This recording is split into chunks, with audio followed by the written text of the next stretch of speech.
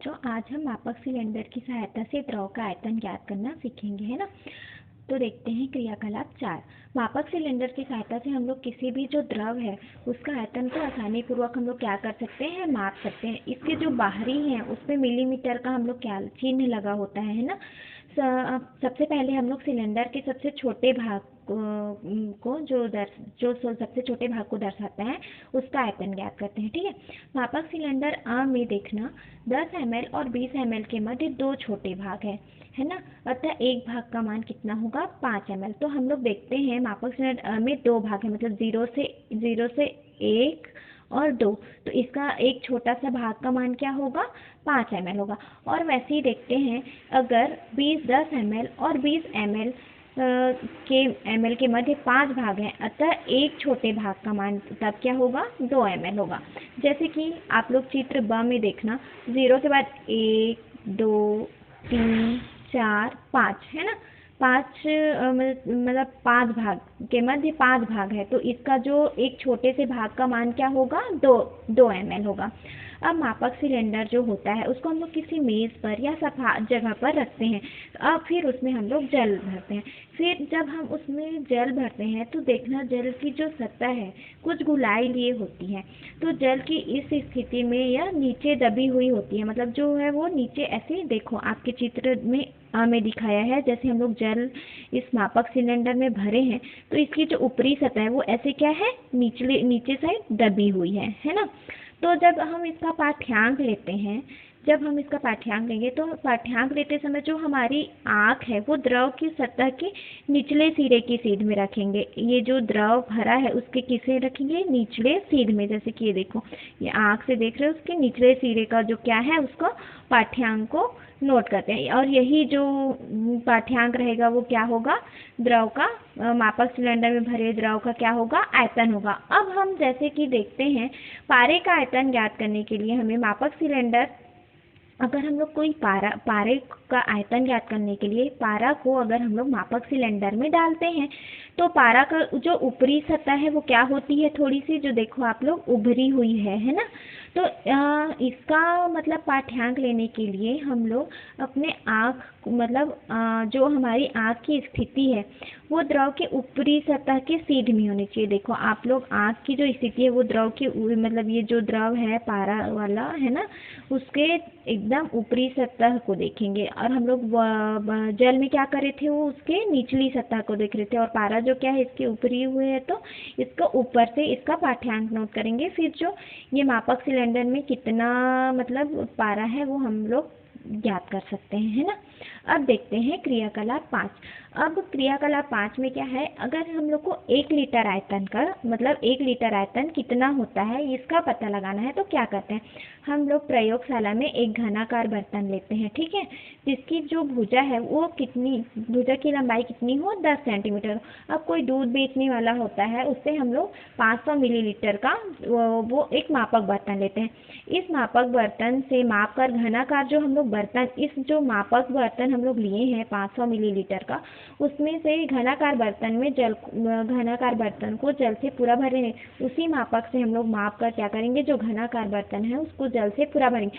हम देखेंगे कि घनाकार जो बर्तन है उसको पूरा भरने के लिए जो है, जो हम लोग मापक लिए हैं उसमें 2 बार जल को पूरा भर कर डालना पड़ेगा, है ना। इस प्रकार घना बर्तन जो है, जो घनाकार बर्तन है उसमें कितना आएगा, 1 लीटर जल आएगा। तो आप लोग देखो, ये जो हम लोग जो क्या किए हैं, एक घनाकार जो बर्तन है ना, और उसमें हम लोग 500 ml लिए हैं, तो ठीक है, इसी तो इसमें 1 लीटर कितना आएगा, मतलब जल आएगा, ठीक है। तो 1 लीटर के बर्तन का आयतन बराबर पूरा लंबाई कितना है इसका, 10 सेंटीमीटर, है ना। तो 1 लीटर बर्तन का आयतन 10 सेंटीमीटर 10 सेंटीमीटर 10 सेंटीमीटर, है ना। तो 1 लीटर बराबर कितना होता है, 1000 घन सेंटीमीटर, है ना। तो 1000 मिलीलीटर बराबर भी कितना होता है, 1000 घन सेंटीमीटर। तो 1 मिलीलीटर बराबर कितना होता है, 1 घन सेंटीमीटर।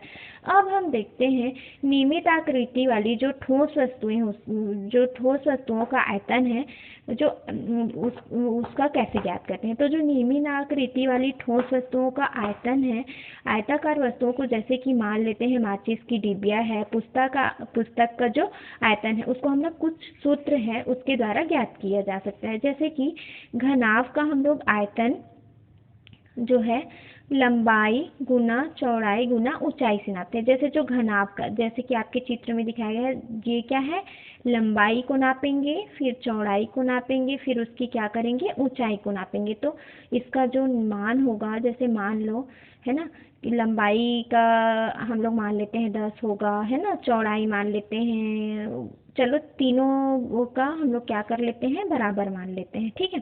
तो यदि किसी घनाभ की लंबाई चौड़ाई और क्या हो गई, ऊंचाई बराबर हो तो हम लोग उसको क्या बोलते हैं, घन कहते हैं। अगर यहाँ लंबाई चौड़ाई और ऊंचाई तीनों अगर बराबर है तो वो क्या मतलब क्या कहलाएगा, घन कहलाएगा। तो हम लोग घन का आयतन कैसे ज्ञात करते हैं, लंबाई गुना लंबाई गुना लंबाई। तो कितना आता है, लंबाई का क्यूब, जो हम लोग लंबाई लिए रहेंगे है ना उसी का घन आएगा, है ना, घन सेंटीमीटर, ठीक है।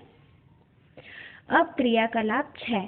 क्रियाकलाप 6, नीचे दी गई वस्तुओं का आयतन ज्ञात कीजिए तथा उनके माप सारणी में लिखिए। इसको आप लोग करेंगे, है ना। आपने विज्ञान की पाठ्य पुस्तक का कितना लंबाई है, जैसे ये देखो इसमें कैसे लंबाई दिखा है, वैसी लंबाई नापना, चौड़ाई नापना और ऊंचाई नापना, है ना। उसके बाद इन तीनों का क्या कर देना, लंबाई गुना चौड़ाई गुना ऊंचाई, इन तीनों का क्या कर देना, गुना कर देना, है ना। जो आप लोग का मान मिले रहेगा वो तीनों का गुना करके यहाँ पे लिखना कितना आया, है ना। वैसे ज्यामिति बॉक्स का करना, ईंट, माचिस की डिब्बियाँ, है ना, ये आप लोग मेरे को करके भेजोगे। अगर नहीं आया तो मैं फिर से बताऊंगी, ठीक है। अब हम लोग देखते हैं, अभी तो हम लोग नियमित आकृति की देख रहे थे अभी तक, अब हम लोग देखते हैं अनियमित आकृति वाली ठोस वस्तुओं का आयतन। अब एक मापक सिलेंडर लेते हैं, उसमें पानी भरकर पानी का तल नोट कर लेते हैं। जैसे एक मापक सिलेंडर है, उसमें हम लोग पानी भर के उसके तल का नोट कर लेते हैं, है ना।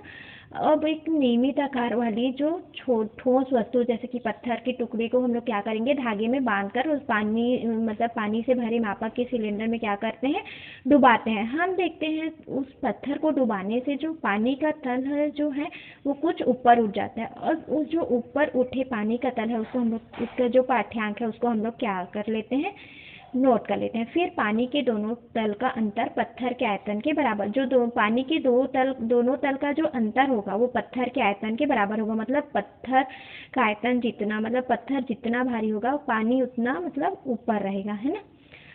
तो ये अनियमित, ये क्वेश्चंस आप लोग बनाएंगे, है ना। अब हम लोग देखते हैं द्रव्यमान का मापन। हमने अनुभव किया है कि जैसे कि 2 मुट्ठी रेत है ना, और 1 मुट्ठी रेत से भारी लगती है। जैसे 2 मुट्ठी रेत है वो 1 मुट्ठी रेत से क्या लगती है, भारी। इसलिए ऐसा क्यों होता है ये देखते हैं ना।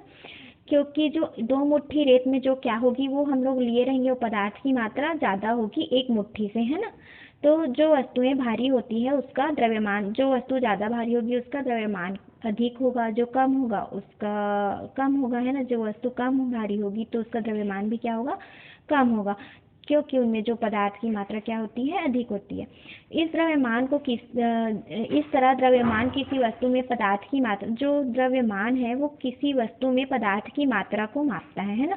किसी वस्तु का द्रव्यमान मापने के लिए एक तुलना एक मानक द्रव्यमान से करते हैं। किसी वस्तु का अगर द्रव्यमान नापना है तो उसकी तुलना एक मापक द्रव्यमान से करते हैं। जैसे द्रव्यमान का SI मात्रक क्या होता है, किलोग्राम होता है, हम लोग पिछले क्लास में पढ़ चुके हैं। द्रव्यमान नापने के लिए हम लोग सामान्यतः दंड तुला का उपयोग करते हैं ना, ये साधारण दंड तुला। इसमें ये जो धातु का क्या है, एक दंड होता है ना। यह ठीक बिंदु में किसी टेक पर, ये जो टेक बिंदु पर ठीक से, फिर इसके स्वतंत्रता पूर्वक जो क्या है, ये जो है हिल डुल सकता है ना। मध्य बिंदु के समान दूरी पर, तो इधर भी जो ये मध्य बिंदु है इसके दोनों साइड समान दूरी पर क्या होते हैं, 2 पलड़े लगे होते हैं, है ना, रखे होते हैं। दोनों पलड़ों पर एक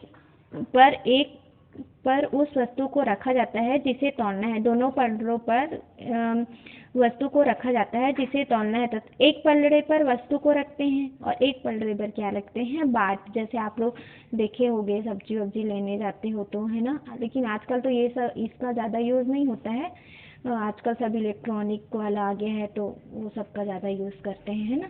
तो द्रव्यमान मापन की यथार्थता, हम देखते हैं कि किराना दुकान में साधारण दर तुला का उपयोग करते हैं, जो साधारण नॉर्मल रहता है ना, जो हम लोग पिछले ये जो देखे हैं उसका उपयोग करते हैं ना।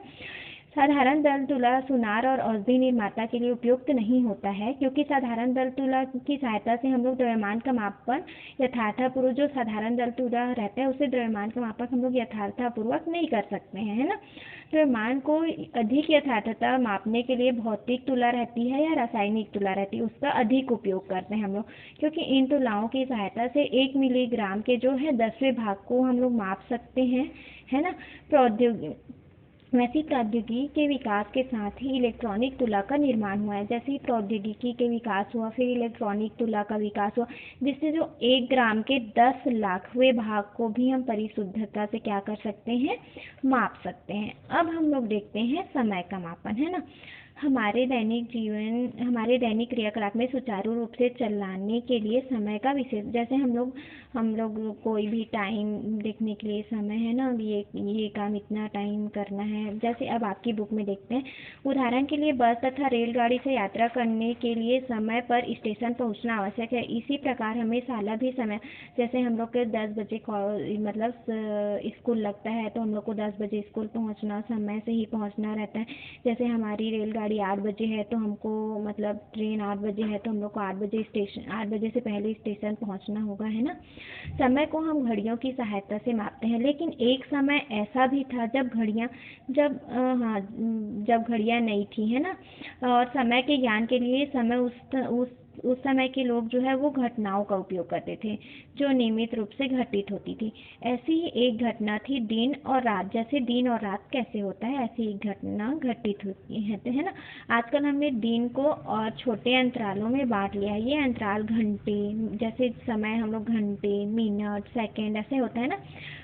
तो मतलब समय मापन के लिए बहुत सारी मतलब वस्तुएं हैं। जैसे कि हम लोग देखते हैं, फर्स्ट देखते हैं धूप घड़ी। प्राचीन काल में हम लोग जो है धूप घड़ी का उपयोग किया जाता है। इसमें एक क्षैतिज तख्ता है, इस तख्ते पर धातु की एक तिकोनी प्लेट ऊर्ध्वाधर, देखो आप लोग के इसमें है ना, ऊर्ध्वाधर क्या होती है, दिशा में लगी होती है। इस प्लेट को उत्तर दिशा में रखा जाता है, जो है इसको उत्तर दिशा में प्लेट की छाया तख्ते पर पड़ती है। दिन के अलग अलग समय पर छाया का सिरा तख्ते के बने अलग अलग कोणों को छूता है। दिन के समय जैसे वो अलग अलग तख्तों को, जैसे जैसे टाइम होते जाता है, वो जो है अलग अलग तख्ते को क्या करता है, छूते जाता है। इस प्रकार धूप घड़ी के समय का ज्ञान होता था, है ना। ऐतिहासिक घड़ियां आज भी दिल्ली और जयपुर के जंतर मंतर में, जो ये घड़ियां हैं वो जो दिल्ली और जयपुर के जो जंतर मंतर में वो क्या है देखते हैं। ये जंतर मंतर जो है वो जयपुर के महाराज जय सिंह द्वितीय ने बनवाए थे। इन घड़ियों द्वारा दर्शाया गया समय लगभग सही होता है, किंतु सूर्यास्त के बाद इन धूप घड़ियों का उपयोग, जब धूप घड़ी मतलब जब इसमें प्रकाश पड़ेगा तभी ये घड़ी, मतलब धूप पड़ेगा तभी ये उसका मतलब सही टाइम बताएगा। अगर सूर्यास्त के बाद इन धूप घड़ियों का हम लोग क्या कर सकते हैं, उपयोग नहीं कर सकते, है ना। वैसी रेत घड़ी देखते हैं। प्राचीन काल में जो है समय मापने के लिए ये एक और है रेत घड़ी। इसका भी, रेत घड़ी में दो एक दूसरे से बारीक छिद्र द्वारा जुड़े होते हैं। जो दो बर्तन है ये, वो एक दूसरे से बारीक मतलब छिद्र द्वारा क्या होते हैं, जुड़े होते हैं। रेत एक बर्तन से दूसरे बर्तन में कोई क्या होती है, जाती है। ऊपर के बर्तन में खाली होने पर निश्चित समय का ज्ञान होता है ना। जैसे कि ये जो रेत है पूरा इसमें गिर जाएगा, है ना, पूरा नीचे वाले में आ जाएगा, तो इससे हम लोग पहले उन लोग क्या करते थे, इससे समय का ज्ञान करते थे, है ना। तो अब देखते हैं लोलक घड़ी क्या होता है। कुछ आधुनिक घड़ियों में भी समय मापने के लिए ऐसी घटनाओं का उपयोग करते हैं जो कि एक निश्चित समय में नियमित रूप से घटती है। इसका सामान्य उदाहरण लोलक घड़ी है। लोलक घड़ी मतलब जो एक निश्चित समय में नियमित रूप से घटती है ना। एक निश्चित समय में, जैसे कि वो देखना, जैसे हाँ आजकल घड़ी आ गया है, जैसे कि 1 बज गया तो वो ऐसे, ये जो नीचे वाला हिस्सा होता है वो ऐसे ऐसे हिलता है ना, वही है लोलक घड़ी। जैसे हम लोग सेट किए रहेंगे तो वो जैसे 1 बज गया तो ऐसे हिलेगा, फिर 2 बज गया, तो जो हम लोग वो सेट किए रहते हैं उस पर वो करता है ना। अब देखते हैं विराम घड़ी। विराम घड़ी, कभी कभी हमें अल्प समय अंतराल को यथार्थपूर्वक मापना है, जैसे 100 मीटर की दौड़, जैसे दौड़ प्रतियोगिता होती है ना, तो उसमें इतना समय दिया जाता है, इतने समय में आप लोग को वो पूरा दौड़ना रह इतना मीटर दौड़ना रहता है। तो ऐसी ही घटनाओं को समय के मापने के लिए क्या करते हैं, विराम घड़ी मतलब स्टॉप वॉच का उपयोग करते हैं। जो विराम घड़ी है उसको हम लोग अपने हिसाब से मतलब बंद कर सकते हैं, चालू कर सकते हैं, है ना, ऐसा है। तो यह मतलब जो है प्रयोगशाला या दौड़ प्रतियोगिता में मापने के लिए ज़्यादा उपयोगी होता है। अब देखते हैं डिजिटल घड़ी।